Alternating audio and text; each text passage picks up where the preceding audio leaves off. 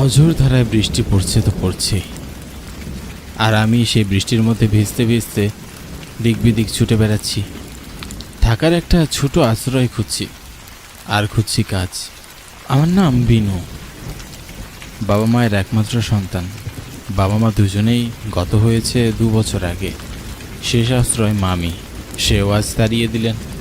অগত্যা এই দুর্যোগের রাতেই হন্যে হয়ে একখানা কাজ করছি। হায় ভগবান, একই দিন দেখতে হলো আমার। এই ঝড় বৃষ্টির রাতে আমি এখন কোথায় আশ্রয় নেই? কি বিপদে ফেললে তুমি আমায় বিধাতা?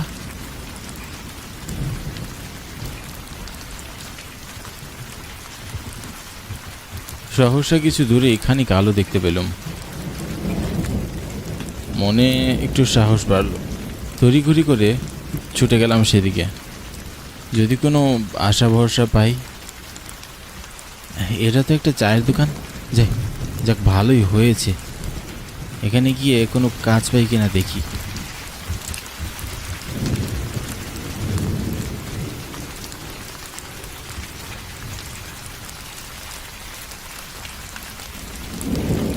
একই মশাই, এত রাতে ভিজছেন কেন? বড্ড বিপদে পড়ে গেছি গো দাদা, একটু সাহায্য করলে উপকৃত হতাম। সাহায্য? কি সাহায্য করব? আর কি বিপদে পড়েছেন? ঘর ছাড়া আর কাজ ছাড়া হয়ে পদে পদে ঘুরছি। একটা আশ্রয় চাই আর একটা কাজও। যদি ব্যবস্থা হতো অনেক উপকৃত হতাম। তাই বলুন, তবে এখানে কাজ পাবেন না মশাই। ওখানে একটা ছেলে আগে থেকেই কাজ করে। ও, তবে আর কি করার। আচ্ছা, কোথায় গেলে কাজ পাওয়া যাবে বলতে পারেন? না বাপু, ওসব আমি জানি না।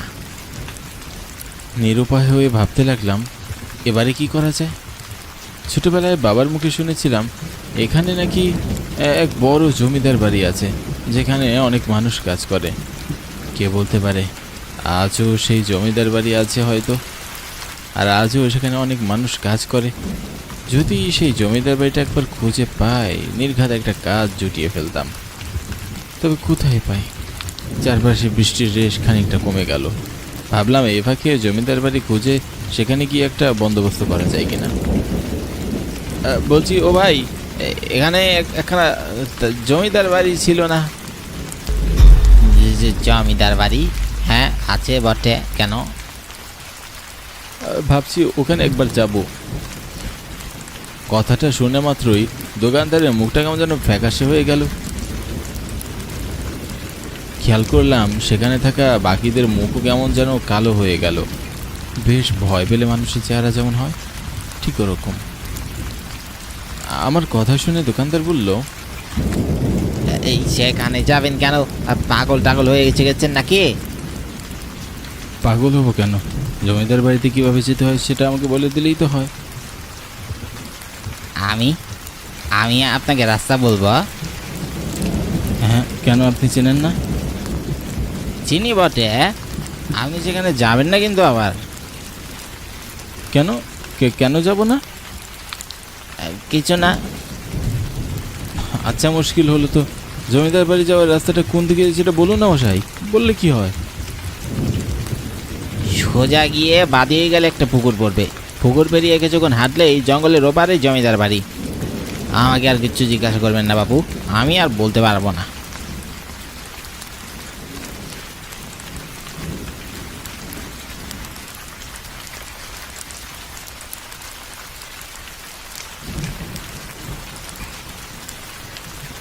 চাওয়ালা এমন করলো কেন জানি না। ওখানে থাকা বাকিরাও ভয়ে কুকড়ে গেল, বুঝতে পারছি না। যাকগে, আমার বর্তমানে একটা কাজ হলেই হবে। চারপাশে বৃষ্টি থেমে গেছে, বেশ খানিকক্ষণ হয়ে গেল, কিন্তু তবু তার রেশ যেন এখনো পুরোপুরি থামেনি। রাস্তাটা বেশ পিচ্ছিল হয়ে আছে। জঙ্গল পেরোলেই বোধ হয় জমিদার বাড়ি পাওয়া যাবে। আমি হাঁটার গতি দ্রুত বাড়ালাম।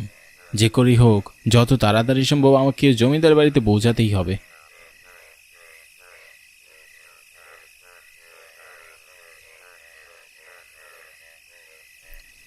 ওই তো জমিদার বাড়ি। কি বিশাল বাড়ি, যাক, অবশেষে পেলাম তাহলে। জমিদার বাড়ি দেখার পর আমি সেই বাড়ির দিকে অগ্রসর হই। সুবিশাল প্রাচীরে ঘেরা জমিদার বাড়ি। যদি এই বাড়িতেই একখানা কাজ বাগিয়ে নিতে পারি তবে আমাকে আর কে পায়। মনের ভিতরে সেই আশা নিয়ে এগিয়ে চললাম বাড়ির দিকে। বাড়ি দেখেই মনে হচ্ছে বেশ পুরনো। শুনেছিলাম বহু বছরের পুরনো এই বাড়ি, তবে এতটা পুরনো সেটা ভাবিনি। বাড়িটিকে দেখেই গাটা কেমন ছমছম করছিল, কিন্তু অগত্যা এখানেই আমাকে যেতে হবে। বাড়িটার চারপাশে কেমন ঝোপঝাড় জঙ্গল, বাড়ির সামনে কাউকেই দেখা যাচ্ছে না। আমি সাহস করে বাড়ির ভিতরে প্রবেশ করলাম।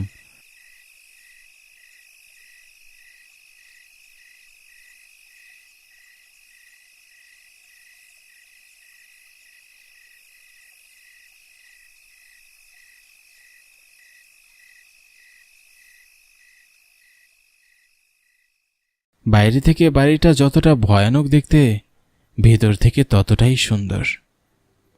বাইরে থেকে দেখে কেউ কল্পনাও করতে পারবে না বাড়ির ভিতর এত সুন্দর কি করে হতে পারে। চারপাশে কাউকে না পেয়ে আমি এবার হাঁকডাক শুরু করলাম। বাড়িতে কেউ আছে নাকি গো? বাড়িতে কেউ আছো? আমি যে বড্ড বিপদে পড়ে এখানে এসেছি।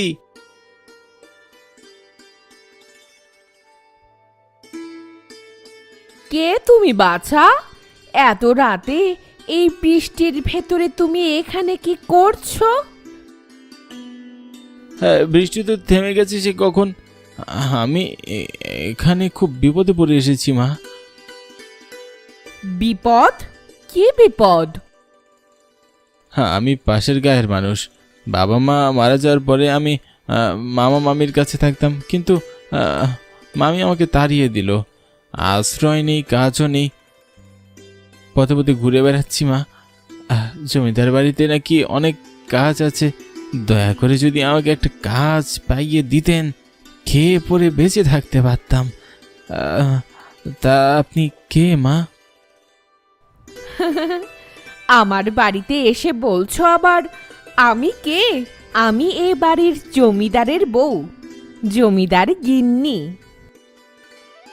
ভুল হয়ে গেছে গিন্নিমা, আমি আসলে জানতাম না যে আপনি জমিদার বাড়ির গিন্নিমা। ও গিন্নিমা, দয়া করে আমাকে একখানা কাজ দিন না।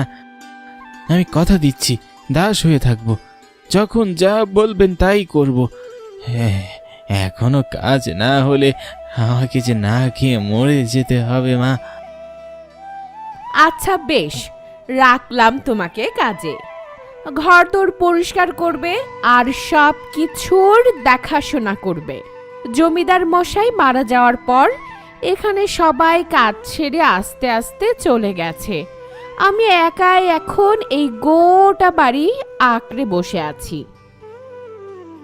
এই গোটা বাড়িতে আপনি ছাড়া আর কেউ নেই গিন্নিমা? না, আর কেউ নেই। মাইনে পত্তর কিছুই দিতে পারবো না বাপু। 3 বেলা খেতে পড়তে পারবে, আর এ বাড়িতেই না হয় তুমি থাকবে। আমার কোনো মাইনে দরকার নেই গিন্নিমা, শুধু খেতে আর থাকতে দিলেই আমার চলবে। অনেক উপকার করলেন আপনি আমার। তা বাপু, তোমার নাম কি বাছা? বিনু গিন্নিমা, আমার নাম বিনু। তা বেশ, শোনো বিনু, একখানা বিষয়ে সাবধান করে দিচ্ছি তোমাকে।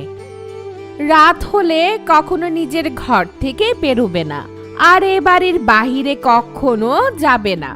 যাও, এবার কাজে লেগে পড়ো। আচ্ছা গিন্নিমা।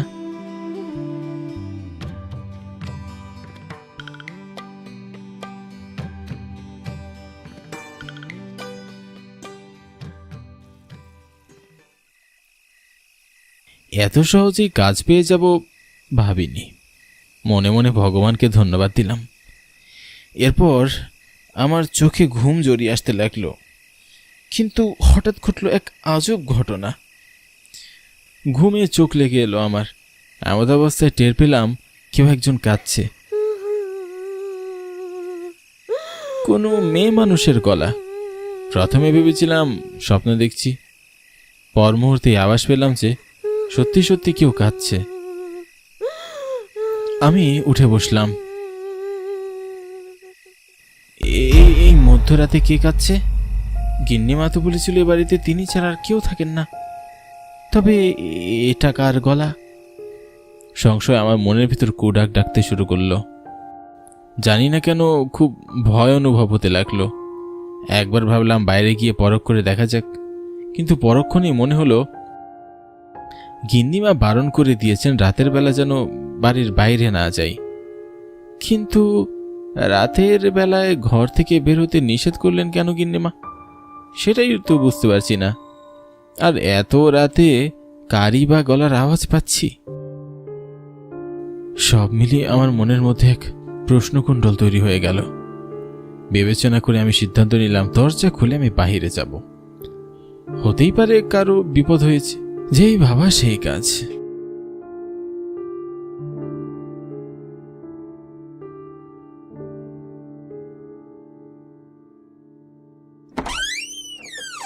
আমি ঘর থেকে বেরিয়ে এলাম, কিন্তু আশ্চর্যের বিষয় হলো আমি বাড়ির বাইরে বেরোতে আওয়াজটা কোথায় যেন মিলিয়ে গেল। এত সময় তবে আমি যা শুনছিলাম সব কি ভ্রম? হতে পারে ঘুমের ঘোরে স্বপ্ন দেখছিলাম। আমি আর বেশি কিছু চিন্তা না করে ঘরে চলে এলাম।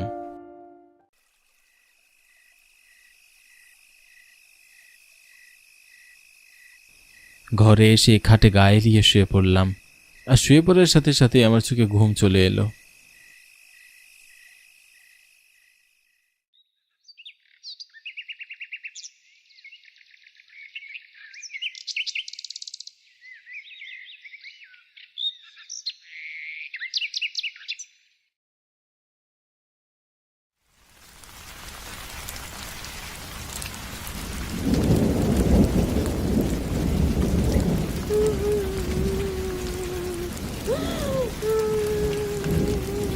কি আবারও কারো কান্নার আওয়াজ আসছে? হচ্ছেটা কি? আমি প্রতিদিন কান্নার আওয়াজ পাচ্ছি কেন? এক আজব ঘটনা করছে কেন আমার সাথে? আজ আমাকে রহস্যভেদ করতেই হবে। এটা ভেবে বিছানা ছেড়ে উঠে আমি বাইরে গেলাম।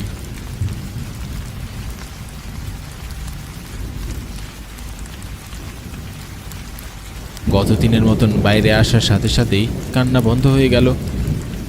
আমি আরও বেশি আশ্চর্য হয়ে গেলাম যে গতকাল যা ঘটেছিল তারই আজ পুনরাবৃত্তি করছে।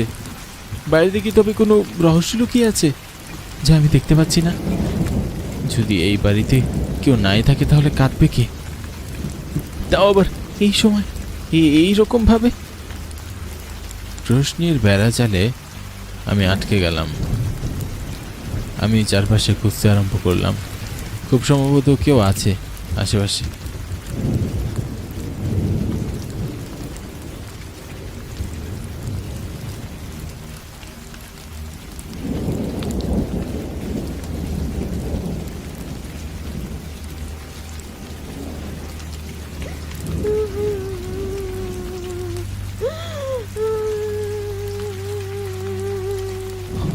ওই তো কান্নার আওয়াজ আবার আসছে, কিন্তু কোত্থেকে আসছে? না, আজ যে করি হোক আমাকে কান্নার আওয়াজের রহস্যটা উদ্ঘাটন করতে হবে।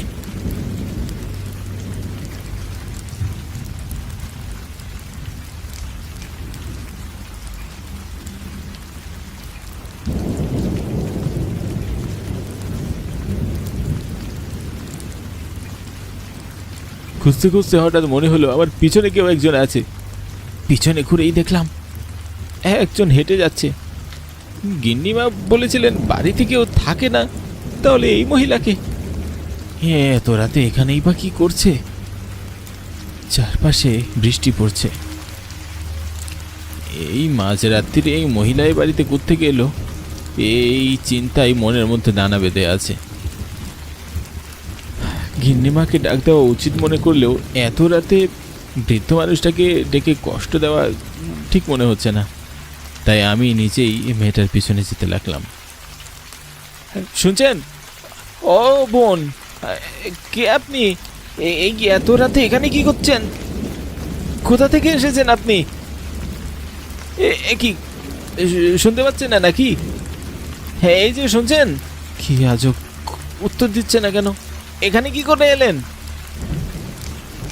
মেয়েটি আমার কথার কোনো উত্তর দিল না, এমনকি পিছনেও একবার ফিরে তাকানোর প্রয়োজন মনে করলো না। অস্বাভাবিকভাবে হেঁটে যাচ্ছে। চারপাশে ধীরে ধীরে ঝড় উঠতে শুরু করেছে।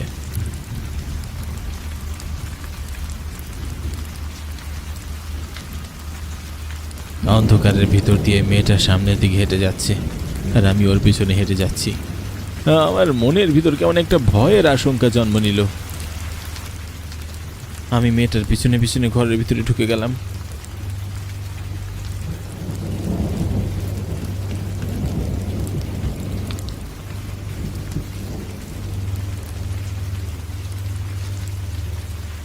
কে আপনি? তো তখন থেকে আপনাকে দেখছি, আপনি সাড়া দিচ্ছেন না কেন? কেন আমার পিছন পিছন আসছো? চলে যাও এখান থেকে। তুমি রোজ রাতে কাঁদো কেন? আমি কান্নার আওয়াজ পাই। এ বাড়িতে গিন্নিমা ছাড়া আর কেউই তো থাকে না শুনেছি। তুমি কে? আমি মৃন্ময়ী। কে বললো এখানে কেউ থাকে না? এই যে আমি থাকি। আমি গত 100 বছর ধরে এখানে থাকি। মেয়েটার কথা শুনে আমি আকাশ থেকে বললাম, 100 বছর ধরে থাকে বলতে কি বোঝানো হচ্ছে? খানিক ভয়ও পেলাম বটে। মেয়েটার চাহনিতে ছিল এক নির্জীবতা, ঠিক যেন মরা মাছের চোখ ভেসে থাকে তেমন। আমি বললাম, হ্যাঁ, 100 বছর ধরে এখানে থাকি মানে কি বলছো তুমি? কেন আমার কথা বিশ্বাস হচ্ছে না বুঝি? আমার বয়স 100-র উপরে। কে কে তুমি? আমি মৃন্ময়ী, এখানকার এক দাসী। জমিদার সাহেবের কুনজর পড়েছিল আমার উপর। ভয়ে আমি কাজ ছেড়ে দিয়েছিলাম। সেই ক্ষোভে জমিদার মশাই আমাকে ধরে বন্দি করে রেখেছিল এই ঘরে। জমিদার গিন্নি সব জানতো, কিন্তু তিনি কোনো কিছুতেই বাধা দেয়নি। উল্টো স্বামীকে তিনি ভগবান রূপে পূজা করতেন। এমন ব্যবহারে স্বামী আরো ফুঁসে উঠেছিল। এই গায়ের প্রত্যেকটা প্রজার সঙ্গে তিনি দুর্ব্যবহার করতেন। দিনের রাতের অত্যাচারে প্রজারাও অতিষ্ঠ হয়ে পড়েছিল। আমাকে তিনি বিয়ে করার প্রস্তাব দিলে আমি সেটা প্রত্যাখ্যান করি। আর তারপরে সে আমাকে এই ঘরে আটকে রেখে দেয় টানা 30টি দিন। এই 30 দিনে জল খাবার কিছুই আমাকে দেওয়া হয়নি। কষ্টের চরম পর্যায়ে গিয়ে মারা যায় আমি। এরপরে সর্বপ্রথম শাস্তি দেই জমিদার গিন্নিকে। এই বাড়ির ছাদ থেকে ফেলে দিয়ে তাকে আমি হত্যা করি। আর তারপর এই জমিদারকেই আমি এই ঘরে এনে দড়িতে ঝুলিয়ে ফাঁসি দিয়ে হত্যা করেছিলাম। মেয়েটার কথা শুনে আমার নিঃশ্বাস যেন আটকে যেতে লাগলো। এতদিনের এই জমিদার বাড়ি সম্পর্কে যা যা ভালো কথা শুনেছিলাম সেই সব মিথ্যে। আমার মাথায় যেন আকাশ ভেঙে পড়ল। যিনি গিন্নিমাকে হত্যা করেছিল, তবে আমি যার সাথে কথা বলেছি তিনি কে? মাথায় এক পশলা প্রশ্ন এসে ঝাঁকে ঝাঁকে দানা বাঁধতে শুরু করলো। আমি জিজ্ঞাসা করলাম, গিন্নিমাকে মেরে ফেলেছ? তাহলে আমি যার সাথে কথা বলেছি তিনি কে?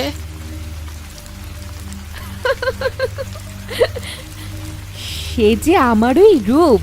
গিন্নির রূপ ধরে আমি এখনো এখানে ঘুরে বেড়াই। এই অভিশপ্ত জমিদার বাড়ির চারপাশে যারাই আসে তাদেরকে আমি মেরে ফেলি। আজ তো তোর পালা।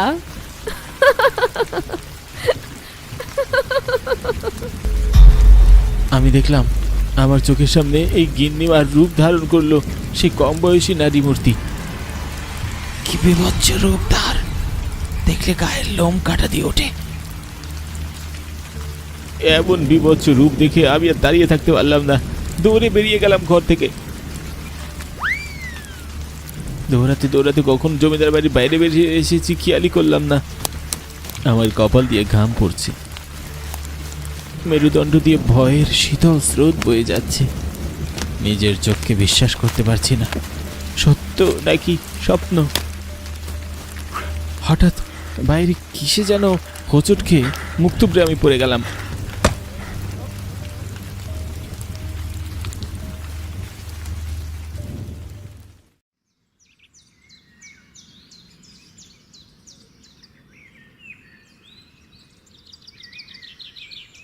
ও মশাই, চোখ খুলুন। হ্যাঁ বলি, সব ছেড়ে এই ভূতের বাড়ির সামনে জ্ঞান হারিয়ে পড়তে হলো আপনাকে? ভূতের বাড়ি মানে? বলি, জমিদার বাড়িকে সবাই ভূতের বাড়ি বলে, আপনি জানেন না? সেদিন যখন এই বাড়ির খোঁজ করছিলেন, নির্ঘাত আমি জানতাম আপনি এখানে এসেছেন।